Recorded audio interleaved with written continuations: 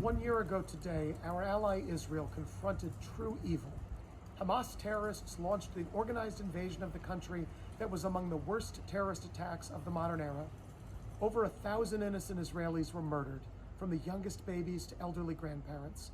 Women and men tortured, subjected to hideous sexual violence, and more than 200 hostages were kidnapped and taken to Gaza, where many still remain today. In the year since, I've heard firsthand from witnesses and survivors of the attack, and I've met with family members whose loved ones were kidnapped by Hamas. Their unimaginable pain and trauma is heartbreaking to witness, but their resilience has been remarkable and inspiring. It's the same resilience that's allowed the Jewish people to persevere through almost 2,000 years of discrimination, persecution, pogroms, massacres, and genocide. People have stereotyped and scapegoated Jews for generations. But despite it all, the Jewish people have held fast to faith, traditions, and culture.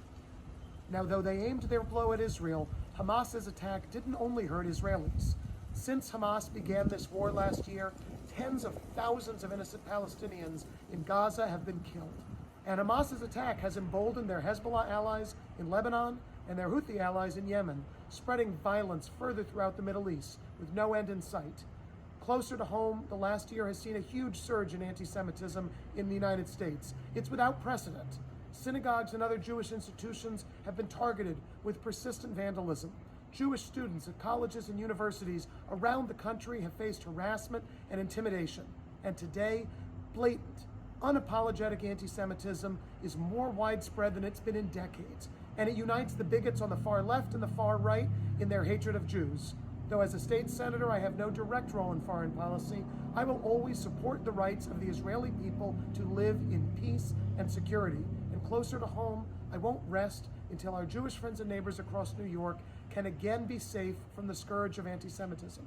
In New York, we will vigorously enforce our hate crime laws. We will provide funding for enhanced security at schools, institutions, and houses of worship.